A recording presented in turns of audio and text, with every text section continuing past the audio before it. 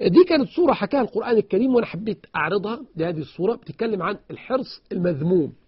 احنا اتكلمنا عن الحرص المحمود والشيطان بيدخل من خلاله. احنا بنجيب بقى نماذج من القرآن الكريم بتتكلم عن الحرص المذموم، والحرص المذموم على المال ودى أصحابه لغاية فين؟ الشيطان يقعد يوصلهم لغاية فين. الصورة الثانية صورة راجل كان موجود في اليمن، والراجل ده كان عنده حديقة، والحديقة دي كان هو عامل فيها حاجة غريبة جدا. كان يعني لما يجي يروح يحصد هذه الحديقة ياخد الفقراء بتوع قريته أو بتوع بلده واللي هم لهم حق معلوم في هذه الأموال ياخدهم معاه. يعني راح يحصد الحديقة بتاعته النهاردة، يروح واخدهم ويروح رايح على هناك يحصد ويروح مطلع حقهم، الحق الشرعي في الزكاة، العشر أو نصف العشر أو حسب ما كان، ويروح مديهم للناس دي. شيء غريب جدا.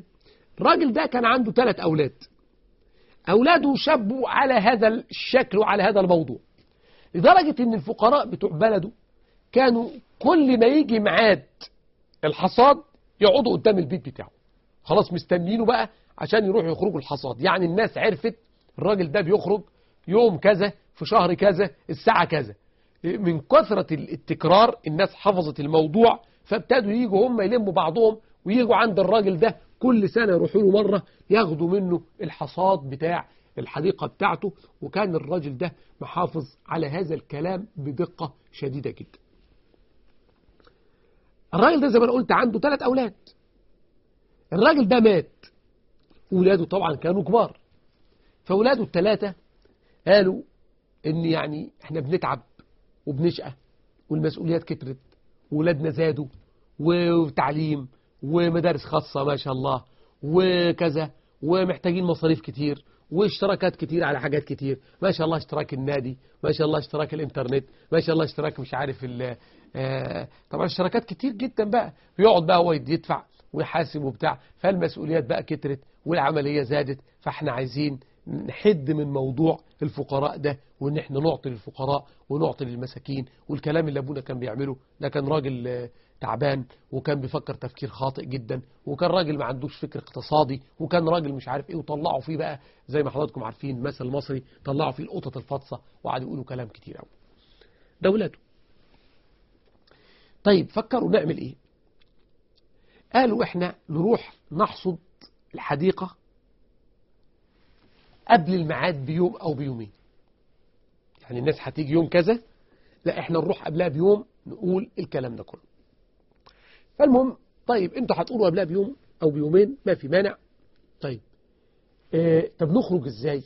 قالوا والله احنا هنخرج بالليل متأخر، ومش هنخرج مع بعض، وكل واحد يخرج لوحده، وبعدين واحنا ماشيين كل واحد يلتفت بحيث ان محدش يشوفه خالص، واذا حد شافه يرجع.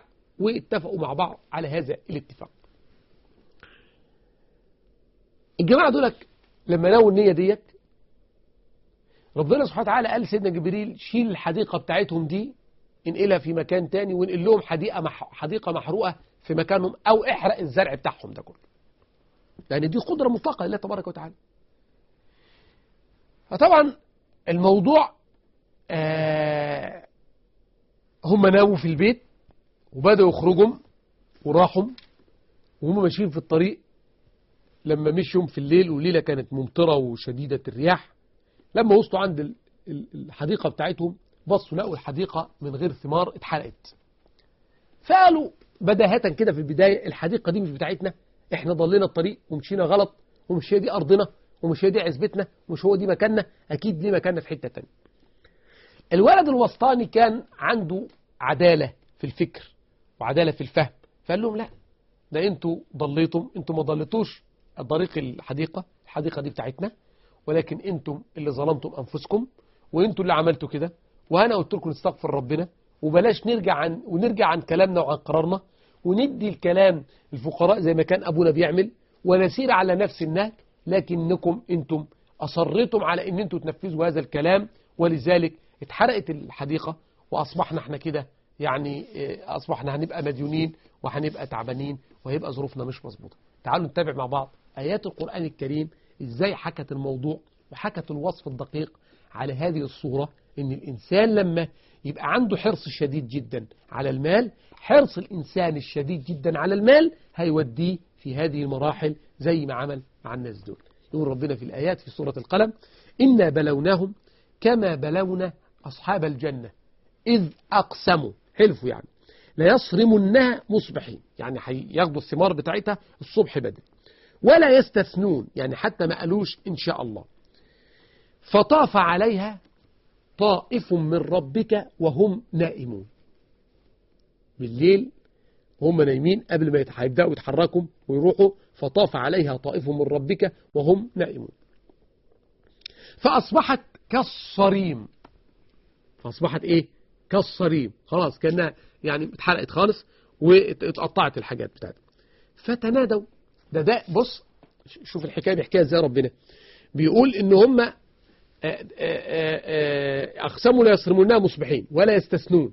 مجرد ما فكروا في الفكرة دي طاف عليها طائف من ربك وهم نائمون فأصبحت كالصريم، يعني بقت خلاص انتهت.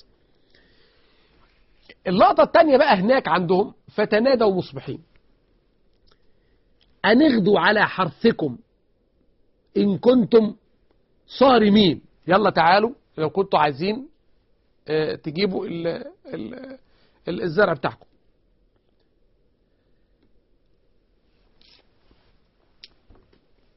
فانطلقوا وهم يتخافتون، يعني هم ماشيين قاعدين يتلفتوا كده وبتاع.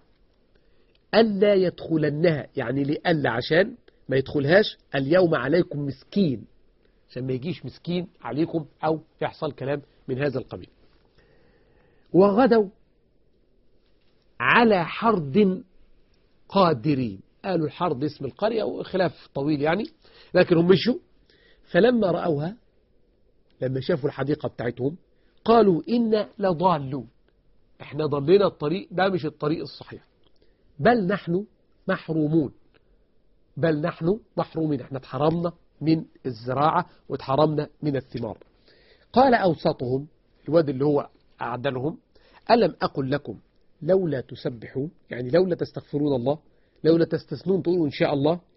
قالوا سبحان ربنا إنا كنا ظالمين. فأقبل بعضهم على بعض يتلاومون، قعدوا بقى إيه، كل واحد يلوم التاني بقى. قالوا يا ويلنا إنا كنا طاغين عسى ربنا أن يبدلنا خيرا منها إنا إلى ربنا راغبون كذلك العذاب ولعذاب الآخرة أكبر لو كانوا يعلمون. يعني ده عذاب، وعذاب الآخرة أكبر لو كانوا يعلمون. إن للمتقين عند ربهم جنات النعيم أفنجعل المسلمين كالمجرمين ما لكم كيف تحكمون.